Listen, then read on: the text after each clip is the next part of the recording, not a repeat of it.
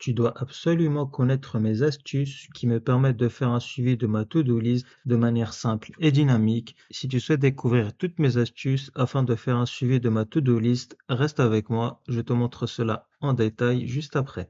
Avant de plonger dans ce tutoriel, n'hésite surtout pas à liker cette vidéo et si ce n'est pas encore fait, à t'abonner à ma chaîne. Et si tu souhaites booster tes compétences sur Excel, ma formation Express Excel est toujours disponible. Si tu souhaites rejoindre ma formation, tu n'auras plus qu'à cliquer sur le lien en description. Et donc, j'ai saisi sur ce tableau plusieurs tâches à effectuer, en l'occurrence ici ma to-do list. Et dès lors que j'aurai effectué une tâche, je n'aurai plus qu'à cocher, signifiant du fait que la tâche aura bien été effectuée. Pour cela, je vais ici insérer des cases à cocher. Je vais aller dans Insertion, puis cases à cocher. Et si j'effectue le ménage dans la maison, je n'aurai plus qu'à cocher au niveau de la case. Par contre, je souhaite bien distinguer toutes les tâches effectuées par rapport aux tâches non encore effectuées. Et pour cela, je vais ici utiliser la case à cocher afin de bien distinguer les tâches effectuées et non encore effectuées. Je vais donc pour cela sélectionner l'intégralité de mon tableau et appliquer une mise en forme conditionnelle. Donc mise en forme conditionnelle. Nouvelle règle, utiliser une formule pour déterminer pour quelle cellule le format sera appliqué. Et donc, dès lors qu'une tâche aura été effectuée, c'est que la case aura été au préalable cochée. Je vais donc ici me baser par rapport aux cases à cocher. Et je vais donc mettre est égal à la première cellule au niveau des cases à cocher, qui se situe donc en cellule C4. Et pour verrouiller les colonnes, je mets $C4, qui devra être égal à vrai. Donc, quand la case est cochée, la valeur égale à vrai. À l'inverse, quand la case n'est pas encore cochée, c'est que la valeur égale à faux. Ensuite, je vais au niveau de la flèche. Et dès lors que j'aurai effectué une tâche, je souhaiterais donc mettre en surbrillance de couleur grise toutes les tâches effectuées. Je vais par conséquent aller dans Format, je vais aller dans Remplissage et je sélectionne ce gris clair. Et avant de valider, je vais aller dans Police et je vais appliquer un effet barré et avec une police d'écriture en italique pour bien montrer du fait que la tâche aura bien été effectuée. Je fais OK et OK. Et j'aurais donc bien mis en surbrillance avec un effet barré et une police d'écriture en italique la tâche qui aura été pour le moment effectuée, en l'occurrence ici une seule tâche, qui est bien ici faire le ménage dans la maison. Et si je gère mes tâches administratives, j'aurai donc bien ici la mise en surbrillance instantanément appliquée sur cette tâche. Ensuite, deuxième astuce, je vais appliquer une barre de données pour faire la proportion entre les tâches effectuées et non encore effectuées. Mais avant d'appliquer la barre de données, si tu apprécies ce genre de tutoriel, écris-moi en commentaire to-do list et je veillerai à réaliser d'autres tutoriels de ce format. Pour appliquer la barre de données, je vais aller une nouvelle fois dans mise en forme conditionnelle, nouvelle règle, et dans mettre en forme toutes les cellules d'après leur valeur, dans style de mise en forme, je sélectionne barre de données. Dans type, je vais mettre nombre, car il s'agira ici du nombre de tâches.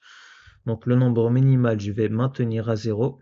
Et le nombre maximal, donc je sélectionne nombre. Et le nombre maximal, ça va être ici toutes les tâches effectuées, ou du moins toutes les tâches à effectuer.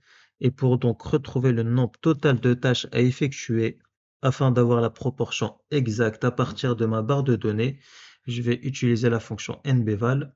J'ouvre la parenthèse et je sélectionne ici la totalité des tâches à effectuer. Je ferme la parenthèse et je vais donc adopter un remplissage dégradé sous une couleur, comme tu as pu le voir en introduction de ce tutoriel. Dans Standard, je vais ici sélectionner ce rouge, je fais OK et je fais OK. Et pour que la barre puisse s'y appliquer, je dois retrouver le nombre de tâches qui a été effectué à travers les cases à cocher. Et pour donc retrouver le nombre de tâches effectuées, ça va être naturellement la fonction NB. Et comme je rajoute une condition à ma fonction NB, étant donné que je souhaite prendre en compte uniquement les tâches qui ont été effectuées, je vais par conséquent ici utiliser la fonction NB.si. Et comme je vais ici me baser par rapport aux cases qui ont été cochées, je sélectionne donc la plage concernée, point virgule. Et pour retrouver le nombre de tâches qui ont été effectuées, je vais me baser par rapport aux cases qui ont été cochées sur les tâches concernées justement. Et ça va donc être entre guillemets égal à vrai, car toutes les cases étant cochées, je répète la valeur égale à vrai, je ferme la parenthèse et je valide. Et j'aurai donc bien ici deux tâches qui ont été effectuées. Et on voit donc bien également que la longueur de la barre de données a été appliquée proportionnellement par rapport au nombre de tâches totales que je dois effectuer. Si je vérifie rapidement, si je réutilise la fonction nbval pour retrouver le nombre total de tâches, donc j'ai 12 tâches à effectuer, j'en ai effectué 2 et on voit bien que la longueur de la barre de données représente bien à 2 tâches effectuées sur 12. Et enfin ici, sur cet encadré que j'aurais au préalable réalisé, je vais ici retrouver le nombre total de tâches qu'il me reste à effectuer. Pour cela, je vais indiquer le nombre total de tâches que je dois effectuer sous un format de phrase. Donc la phrase sera variable selon les tâches qui ont été effectuées et la phrase sera donc est égale. Donc comme la phrase sera variable, je dois ici utiliser le est égal. J'ouvre les guillemets et la phrase commencera donc plus que tel nombre de tâches à effectuer. Donc plus que, je mets un espace, je ferme les guillemets car je vais ici retrouver le nombre de tâches qu'il me reste à effectuer. Pour cela, j'utilise SPRLUET car j'aurai besoin d'utiliser une fonction, en l'occurrence la fonction nb.si, pour retrouver le nombre total de tâches qu'il me reste à effectuer. Et donc là, je vais toujours me baser par rapport aux cases à cocher, point virgule. Et cette fois-ci, pour retrouver le nombre total de tâches qu'il me reste à effectuer, cela va concerner toutes les tâches qui n'auront pas encore été cochées. Et donc la valeur sera cette fois-ci égale à faux, car en effet, toutes les cases non encore cochées, la valeur égale à faux. Je ferme les guillemets, je ferme la parenthèse pour refermer la fonction nb.si. Et donc plus que x, je mets l'esperluette et je réouvre les guillemets pour reprendre ma phrase. Donc plus que X tâches à effectuer. Je ferme les guillemets et je valide. Et j'aurai donc bien ici plus que 10 tâches effectuées. En effet, comme retrouvé précédemment, on avait bien retrouvé le fait que j'avais 12 tâches à effectuer. J'en ai réalisé 2 et donc 12 moins 2 font bien 10.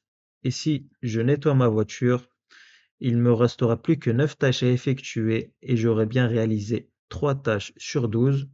Et enfin, je peux dynamiquement valider ou non toutes les tâches effectuées. Donc, si j'ai vérifié les notifs, je suis à 4 tâches effectuées. Si j'ai fait un peu d'exercice physique, j'aurai effectué 5 tâches. Et on voit bien ici que la barre de données continue de s'allonger proportionnellement au nombre de tâches effectuées par rapport au nombre de tâches totales et ainsi de suite si je prépare le dîner. Donc on voit bien que la barre de données représente la moitié de l'encadré étant donné que je suis bien à 6 sur 12. Et enfin, si j'ai terminé les tâches de travail 7 sur 12, débrief collègues et ainsi de suite. Et on voit donc également bien que la mise en forme conditionnelle sur ce tableau s'applique parfaitement sur toutes les cases cochées. Et donc, on a la fin de ce tutoriel. J'espère que ce tutoriel t'aura plu. Si tu souhaites davantage booster tes compétences sur Excel et définitivement passer un cap dans ta maîtrise d'Excel, j'ai réalisé une formation. Si tu souhaites la rejoindre, tu n'auras plus qu'à cliquer sur le lien en description. Si tu souhaites davantage de tutoriels de ce format, écris-moi to-do list en commentaire. Et si ce tutoriel t'a plu, n'hésite pas à liker ce contenu. Et si ce n'est pas encore fait, à t'abonner à ma chaîne.